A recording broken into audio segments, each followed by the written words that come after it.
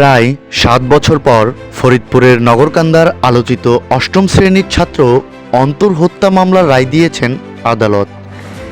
এ রায়ে ৩ জনের মৃত্যুদণ্ড এবং অপর ৩ জনের যাবজ্জীবন সশ্রম কারাদণ্ড দেয়া হয়েছে। বুধবার দুপুরে 12:30টার দিকে ফরিদপুরের নারী ও শিশু নির্যাতন দমন ট্রাইব্যুনালের বিচারক মোহাম্মদ হাফিজুর রহমান এ রায় দেন। মৃত্যুদণ্ডপ্রাপ্ত আসামিরা হলেন মাহবুব আলম, কামাল মাতব্বর ও খোকন মাতব্বর। যাবজ্জীবন দণ্ড পাওয়া আসামিরা হলেন আশরাফ শেখ, আজিজুল শেখ ও সুজন মাতব্বর। রায় ঘোষণার সময় যাবজ্জীবন কারাদণ্ড আজিজুল শেখ ছাড়া বাকিরা উপস্থিত ছিলেন।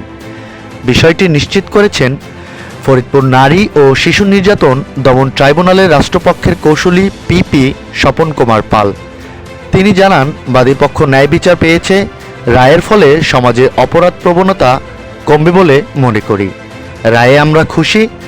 প্রসঙ্গত 2018 সালের 7 জুন তারাবি নামাজ পড়তে গিয়ে নিখোঁজ হন ফরিদপুরের নগরকান্দা উপজেলার তালমা ইউনিয়নের চরমানিকদি পাগলাপাড়া এলাকার অষ্টম শ্রেণী পড়ুয়া আলাউদ্দিন ওরফে অন্তর। তার বাবা গিরিশ প্রবাসী আবুল হোসেন মাতব্বর। ছেলেকে অপহরণ করা হয়েছে বলে অন্তরের মায়ের মোবাইল ফোনে কল করে মুক্তিপণ দাবি করে অপহরণকারীরা। 14 জুন রাতে অপহরণকারীদের বলা জায়গাতে মুক্তিপণের 1,40,000 টাকাও দেন অন্তরের মা, কিন্তু এরপরেও ছেলের মুক্তি মেলেনি। এরপর 27 জুন রাতে 1টার দিকে পাগলাপাড়া গ্রামের রাস্তার পাশে খাদের মধ্যে মাটি চাপা দেওয়া অবস্থায় অন্তরের অর্ধগলিত লাশ উদ্ধার করে পুলিশ। উনি ওই অন্তর তারাবি নামাজ পড়ার জন্য বাড়ি থেকে বের হয়। তারাবি নামাজ শেষ হওয়ার পরেও যখন বাড়িতে না আসে তখন তার মা জান্নাতি বেগম ফোন করে, ফোন বন্ধ পাওয়া যায়। বন্ধ পাওয়া যাওয়ার পরে তারা খোঁজাখুঁজি করে। খোঁজাখুঁজির এক পর্যায়ে তারা মসজিদে যায় জানতে পারে যে অন্তর ওই দিন না তারা নামাজ পড়ে নাই।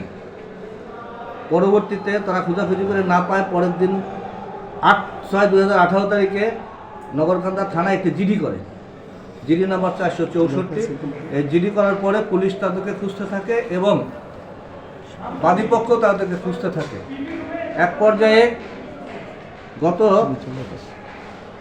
10 তারিখে একটা ফোন আসে, আননোন ফোন থেকে ফোন আসে এবং তার কাছে মুক্তিপণ দাবি করে। মুক্তিপণ দাবি করার পরে একটা পর্যায়ে তারা মুক্তিপণও দেয়, কিন্তু মুক্তিপণ দেওয়ার পরেও ছেলেটাকে ফেরত পাওয়া যায় নাই। পরবর্তীতে